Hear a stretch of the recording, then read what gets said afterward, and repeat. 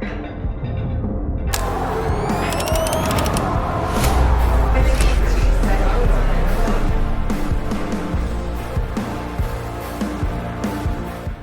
right, welcome back to the podcast. We were off last week. We'll be off next week, and then after that, we'll be back on a nice regular weekly cadence. Today, I'm excited to have Scott Walker on the podcast. So, Scott, you have been a member with us at CrossFit Grandview since the beginning of when we got to the Grandview space. Were you there in 12 or 13? Our daughter was born in December 2012, and then I joined shortly after that. Gotcha. So I think it was Super Bowl Sunday of the following year, 2013. Okay, because I can almost not remember. I couldn't remember a time where you weren't really a normal, just daily person at the old gym. Did you, when you were there, did you work out in the evening at all at any point in time? I had a different job, and so I would do a mix of 12 or 3:30 classes. That's what I thought I remembered you being at 3:30 for a while, and you've settled into that 8:30 a.m. class for how many years have you done that now? Probably 10. Yeah. It's been a long time. So, and that's the class since I moved my schedule around that I typically take since 2021 when I shifted back down to the mornings. Mm-hmm. It's a good class. It is. It is. Group of people.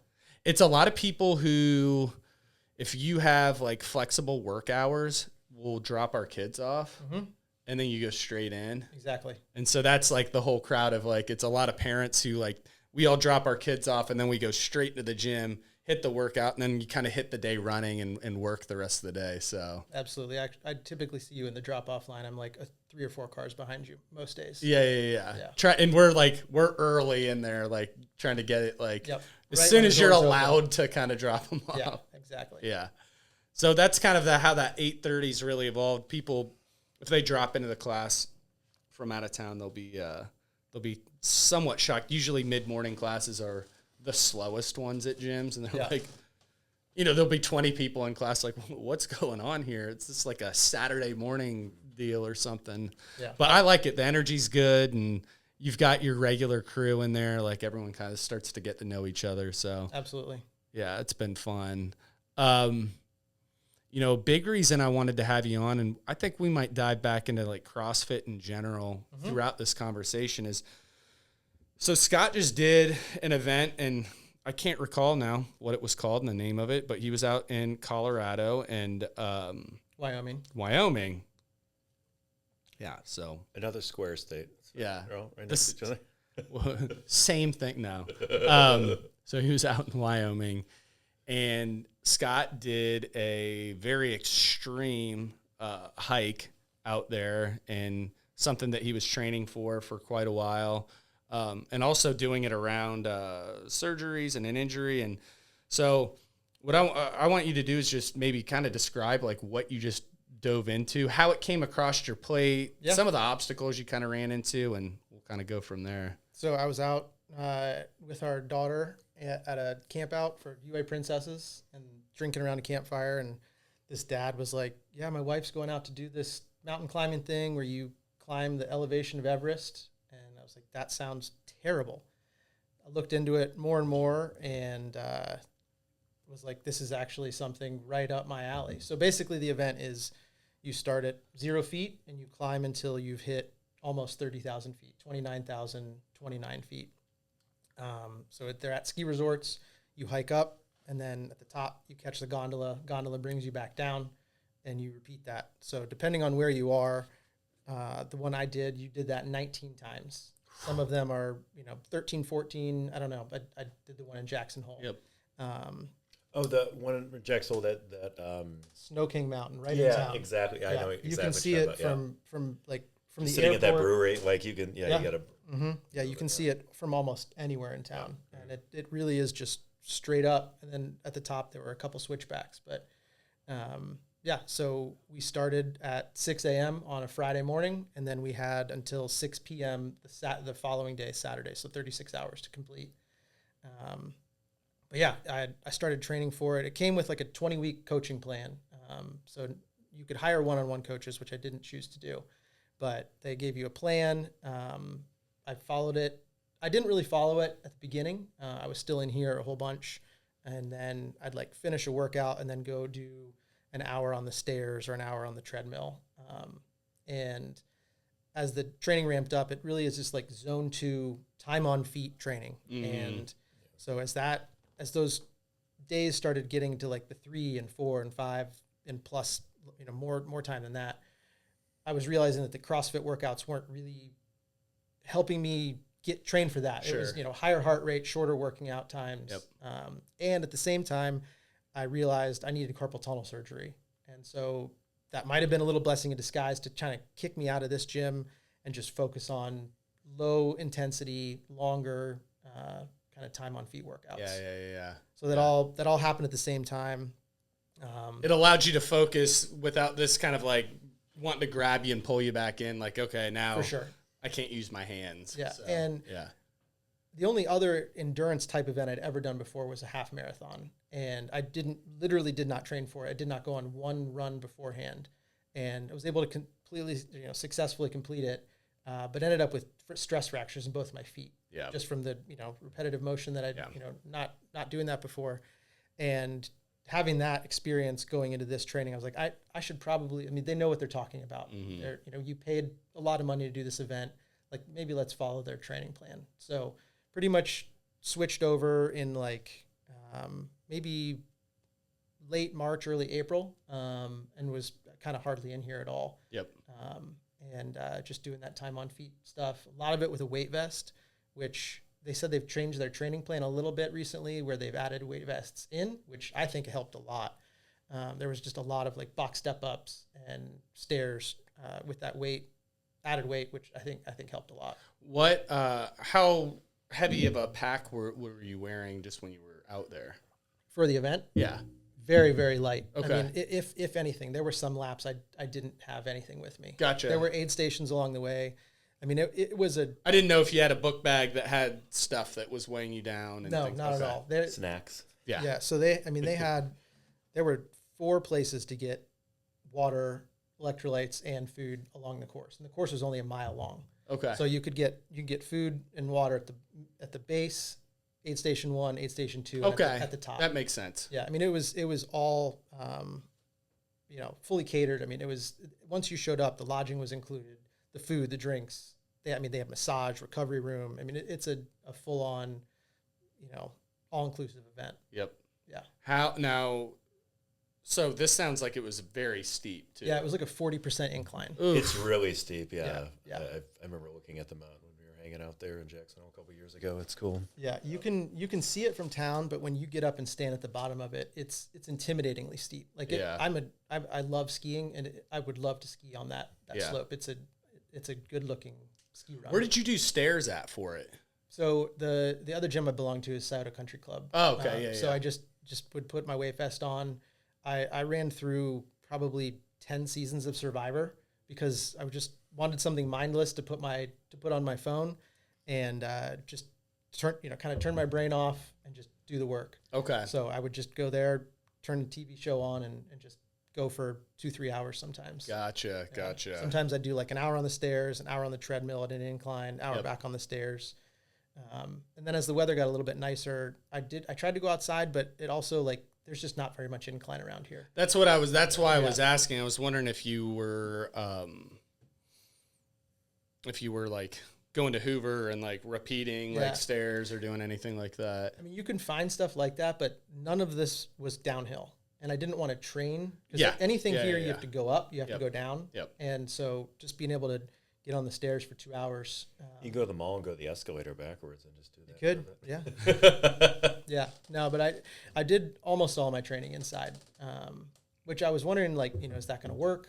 Translating it to outside and then elevation, because that's, it was like 6,500 feet base elevation, and it went up just a little bit above 7,500 or almost 8,000. which is a lot more than we have here. Oh yeah. There's very few places, especially around here, that me and Dave have even talked about that, like to run hills and like. Yeah. There's like, okay, hey, there's this, if you're on like Grandview Avenue, there's that one spot, or you got to go to Hoover, but there's Rising Park out in Lancaster. But it's not convenient if you're going to train daily, to find spots to do that. And like just going downhill is so much harder on your body. It is. I've done a lot of hiking, and that's just, I never really want to do that part. I'd much rather go uphill. Yeah. No, that makes sense. Yeah. So as that training ramped up, like I'm sure you had like some peak weeks. What did like a peak week of that training look like? Yeah. So they had the peak week was actually while we were out in Colorado on family vacation. So I kind of missed a lot of that. But peak week was supposed to be, I think it was like a 7-hour hike one day. And then the following day was like another 5-hour hike, because we just, on a daily basis, other than just standing and walking around, like we're just not on our feet that long. Yeah. And during like this event is about 25 hours on your feet. For most people. Some people it took a little bit longer, and a few people took a little bit less time. But mostly like 25-ish hours on feet. I did it in about 29, but I also rested for part of that, and there was about 2 hours in the gondola coming down. That's just kind of a set time. It's a 6-minute ride, and times 19 is almost 2 hours in the gondola. Wow. Now, so as you're doing this, the actual event, kind of walk us through like how you were feeling, how it went. And so I'm not a like diary or journal type dude. But I wanted to remember, kind of where I was. So before the event, the night before, I put a note in my phone and just put like lap 1 all the way through lap 19, and then put like food, drink, mindset, and then time. I wanted to know like what time I finished each lap, because there was a clock at the beginning and at the end. And so the first ones was like, I wrote, honey stinger, waffle, plus, I was like pretty detailed. And it only probably took less than a minute to fill all this information out on my phone.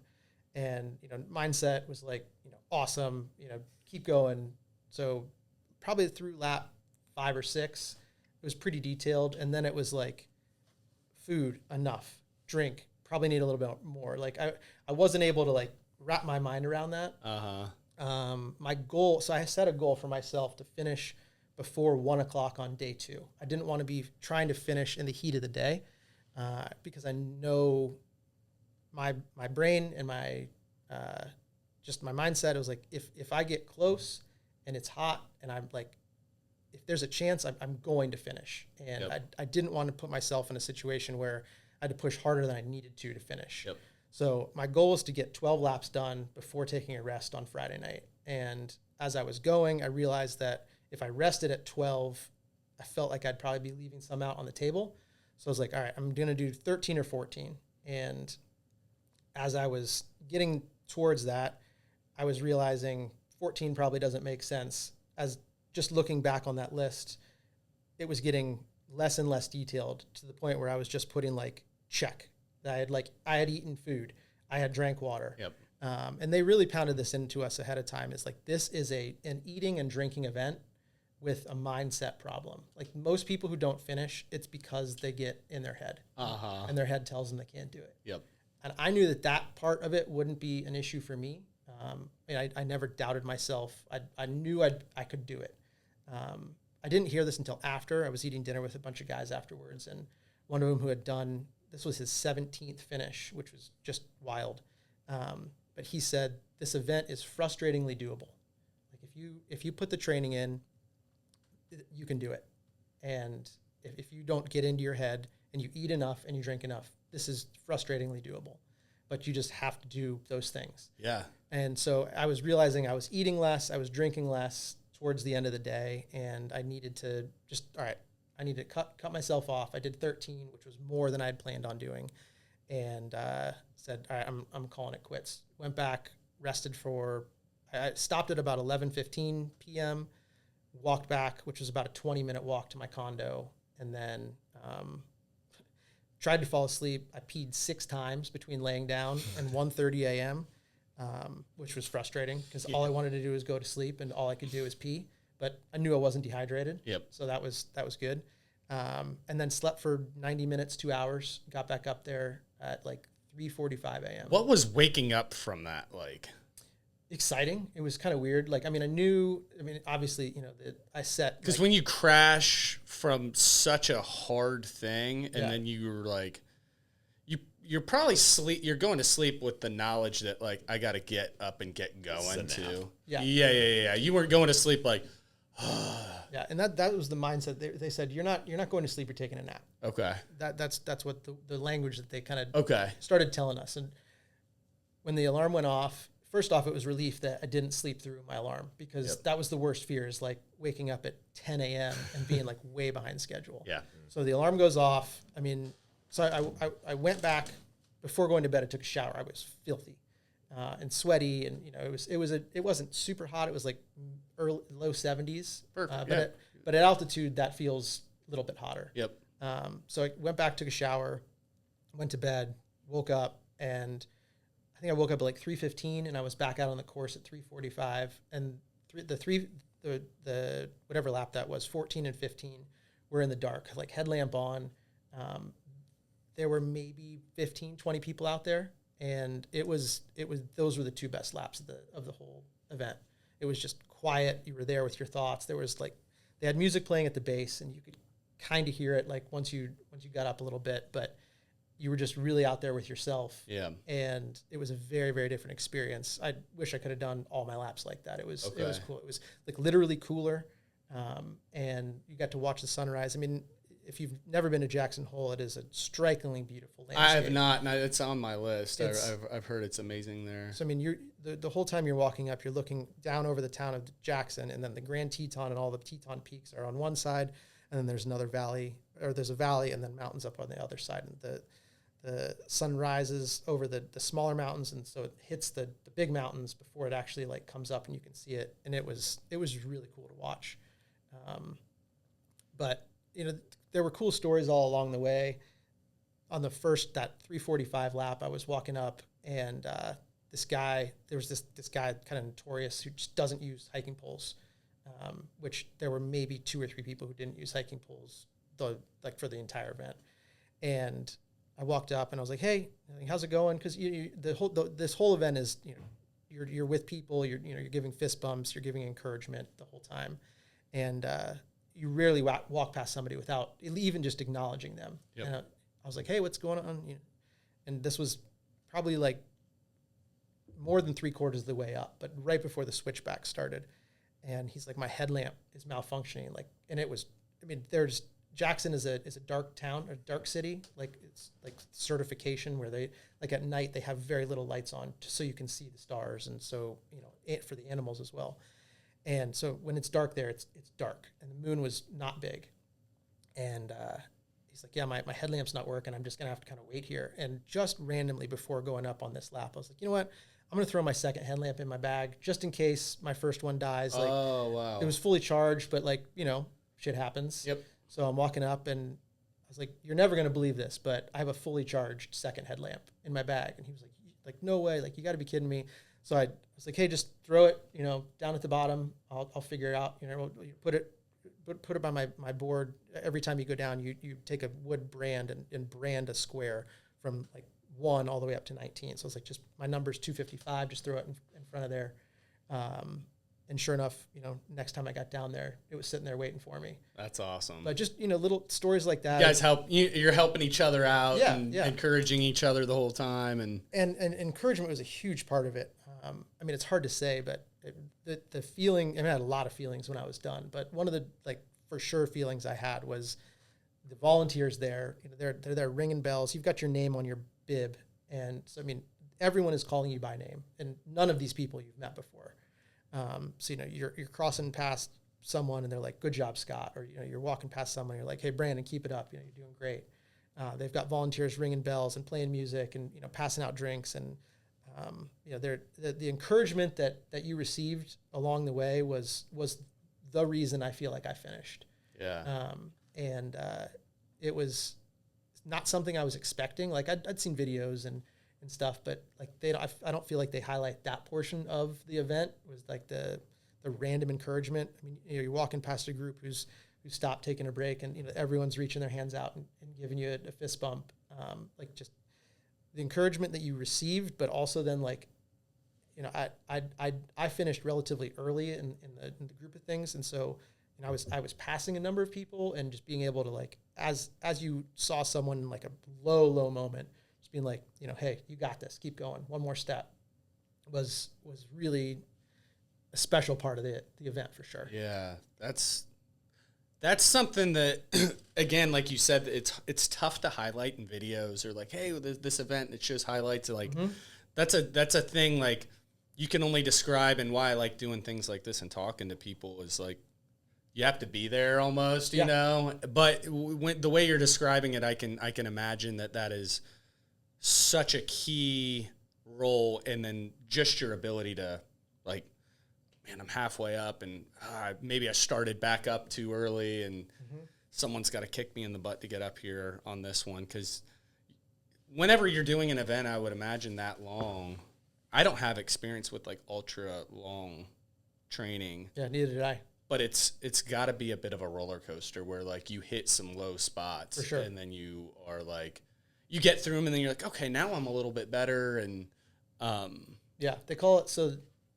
Before the event, they had like a bunch of breakout sessions, and one of them was on mindset. And they said, you're going to hit a messy middle. It might be at lap 7. It might be at lap 16. Like, you don't know when it's going to hit, but it's going to hit. And it might be mental. It might be physical. It might be, your legs are cramping, or your stomach is having issues, or whatever it is. But there's going to be a messy middle. Yeah. And that definitely hit for me, probably like so I ended up finishing lap 13 before quitting on the day. And I think I was in that for sure, like 8 to 11 or 12.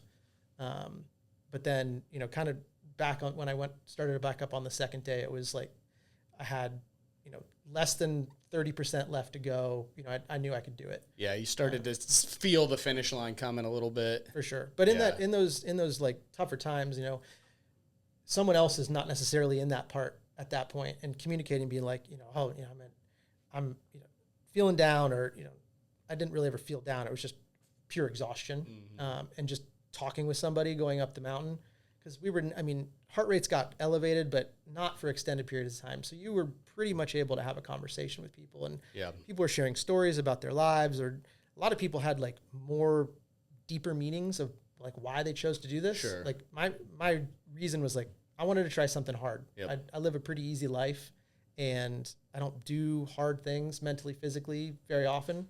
And I needed a challenge. And this was something that I love being outside. I love being physical, and I knew I could do it. Yep. And I wanted to be able to, I wanted to test myself. And so hearing those stories of people who are doing it for, a lost loved one, or, someone who is dealing with a medical condition that they're not able to do something physical like this. Those stories kind of put you back into, all right, I'm physically tired. I can keep going. Yeah. Time out real quick. Perfect. One thing, like how long, probably towards the end, if you're a little slower going up the mountain compared to the beginning, like on average, how long did it take to get up there? So at the beginning, I was cycling about hour-long laps. Okay. So, and that included any time stopped at an aid station, the gondola ride back down, whatever, like branding the board, changing a piece of gear, and then heading out for the next one. Laps like 9 through 13 were closer to 2 hours. Just more tired. There were like more gear changes. I went into the recovery room a couple times. They had like Normatec leg boots. So I would go in there for a 20-minute session. So those laps got longer and longer. And as I was, like I said, I was trying to decide, should I do 13? Should I end at 13, or should I do one more at 14? I was just like, they're getting so much longer. I know that if I just go back and rest my body, I'll be able to get back out here and do it. And when I went back out the next day, they were all under an hour the second day.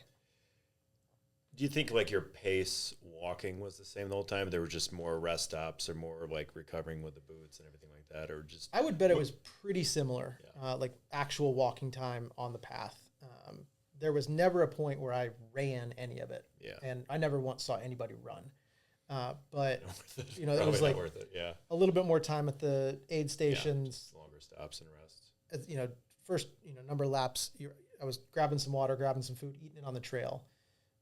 As I was getting more tired, grab a water, sit down, and one of the things they told us ahead of time was if you spend 3 minutes at every single aid station, so base, aid station 1, aid station 2, and the top, that adds 3 hours to your time, because whatever that math adds up to is 3 hours, and that gave you some perspective, being like, all right, if I'm sitting down at this one, I've got to kind of blow through the next one, because I don't want to try to factor that 3 hours into my plan. Mm-hmm. Is it kind of a race? Is it somewhat competitive? Okay. No, there was no competitive part of it at all, which was a great mindset to have, because other than the guy, so there was another guy from Columbus whose last name was just after mine. So my last name is Walker. His last name was Ward. So we were literally right next to each other on this board. And he's older than me. And so I was like, all right, I want to stay in front of him the entire time. But that wasn't a race. It was just like, a pacer almost. Mm-hmm. And, 3 or 4 or 5 laps in, I was ahead of him, because you can't really make up time at the beginning. It takes a set amount of time to get up there and then get back down. And then I kind of was a little bit ahead of him, and just my goal was like, I'm going to stay 1 or 2 laps ahead of him. And as you can see, like, so my board had, I don't know, maybe 30 people on it. And so I was very tunnel vision on when I got back down, grabbed the brand, made sure, because you're exhausted, that you're branding the right name, because it's this 1 square inch thing that went all the way up. So you kind of have to find your name, like track it, brand it. I never was looking at other boards until right before. So before your last lap, you get a red bib, and that shows everybody else you're on your final lap. Before that, you have they have the highest peak on all 7 continents listed on the back of your bib, and so once you've climbed to the highest peak on Antarctica, they cross that one off, and then you go to the next one, and so you can kind of visually see where people are in the event, but not really. But except for when you've got the red bib on. So I'm getting my red bib on. It's a pretty cool moment, because they say the last lap is free because you've done all the work, and at this point you've got to do one more. And it really did feel like that. So I'm getting my red bib on, and they kind of make a spectacle of it. My family was there, my wife and kids, and my daughter was like, "Dad, only 9 people have finished so far. There were 300 people there." Wow. And I was like, "There's no way." Like, she counted wrong. She's 13, so I trusted her, but I was like, exhausted, delirious. And I looked across the board and I counted, and I was like, oh my God, there's 9 people. And then you can also then see how many people have their red bibs on, because it's very visual. And there were less than 10 people who were on the lap that I was on. So as I was heading up there, I was like, I'm going to be finishing in the top 20 people out of 300, which never would have crossed my mind heading into this. Partially because it's not a race, but also just like people kept asking, like, do you have a time goal? And other than finishing before like 35 hours and 59 minutes, I wanted to finish before 1 o'clock on the final day, really just because I didn't want to work in the heat, like I said. But like finishing that early in the event was something that like I was really proud of. Yeah. I did not expect So that. you're cut off at 36, correct? If you are 30 feet from the finish line and you don't hit that by 36 hours, you don't complete it. Ooh. Yeah. Of the 300 people, how many people make it in the 36? So at this particular event, and they have events all over the North America, because they have events in Canada as well. I think it's around 70%. This particular event was 67% finished. Okay. Yeah. So it's not like a given. Like they make it intentionally difficult, that like they don't. I'm sure they'd be excited for everybody to finish. But sure. They also, it's like, always leave people wanting more. Like, you've got, they program their events so that it's not easy. I mean, it's hard for a reason. Like, you don't sign up for an event like this for it to It be limits the kinda participants hard. a little bit too. I would imagine to even if take it's- it on, to Yeah, try and yeah. attempt that You challenge. want enough people to make it fun and Yeah. to make some money off the event, but you don't Yeah. want 3,000 people showing up. And, Yeah. And it was a nice size being like, you got to know people, Yeah. A much larger event, you'd probably see people and you've got the names on your bib, but like I made connections with people. Yep. I did multiple laps with the same people a couple times. You're like, hey, we're all doing this at like a relatively consistent pace. Like, let's just go up a couple times together until for some reason someone needs to break off. And Yeah. that was really cool, especially on the last day. I found a group of like 6 or 7 people, and we probably did 3 or 4 laps together. That's cool. And then, as I was a little ahead, I was like 1 or 2 laps ahead of them, but it doesn't matter for the lap that you're on. Sure.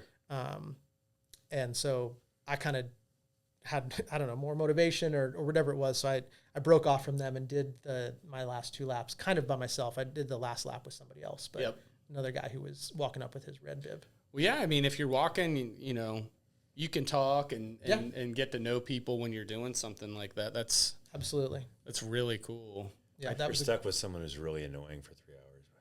Well, I'm gonna run up the mountain this lap. I gotta get away from this guy. Yeah, they're actually. I mean, there wasn't much of that, No, but you could easily get away from it probably. Yeah, I'm gonna stop at the aid station here and I'm gonna take her. Oh, my leg. I'll see you guys later. Yeah. But that was certainly a cool part of it. I mean, there were a lot of business owners. I mean, it's not a cheap event. Yeah. And so the people that were there, are intentional. I mean, it's a very like-minded community. Yeah, I understand what you mean by that. Now, so you did that 2 weekends ago. Yeah. What was the recovery like? How'd you feel afterwards? So as long as I was moving, it was okay. Yeah. But like, I slept for over 10 hours the night it was finished. Yep. I typically sleep is not something that I'm excelling in at the moment. Yeah. And I wake up a lot. That's actually why I had that carpal tunnel surgery, is because my hands were waking me up overnight. Yep. But I mean, it was the best 10 hours of sleep I've ever had. Yeah. And then Sunday morning, we woke up and went and got breakfast. And it was funny because you were surrounded by, you checked in Thursday morning. So, all day Thursday, all day Friday, all day Saturday. And then Sunday morning, you're with this group. And then, kind of the event ends and you take off. And it's in a tourist location, Jackson Hole. And we walked to go get coffee and breakfast. And you could tell the people, a lot of them had their red hats on. That's what you get when you finish, is a red hat. But you could tell the people who didn't even have their red hats on just by the way that they were walking around town in Jackson. So that next day was tough. We ended up flying out that afternoon. And I would say by Tuesday, I felt pretty normal. I didn't do any massage or anything like that. Just some stretching and just tried to keep moving. Yep. What parts of your body felt broke down? Calves. I mean, Calves, calves, maybe, when you're walking up like this, your foot is you're in a constant stretch kind of position. Mm-hmm. Okay. But I mean, my legs were ready for it. Yeah. For sure. But how about your back? Does that break down at all? I didn't really have much issue with that. Maybe because of the poles. I mean, I had hiking poles with me the whole time. And so you're leaning, not necessarily forward, but you're trying to be as upright as possible. Yep.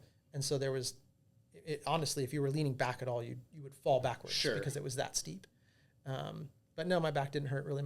I'm sure some people did. They had a whole PT crew that was, massaging and using KT tape on people. And, I went in there, I think I went in there twice to go to use the Normatec, and they're like, you need any tape anywhere? I'm like, I can't point to a single part other than just being tired. Yep. A lot of people's Achilles were hurting. My guess is that maybe they didn't take the training as seriously as I did, but I saw a lot of tape heading, from heel to upper calf. But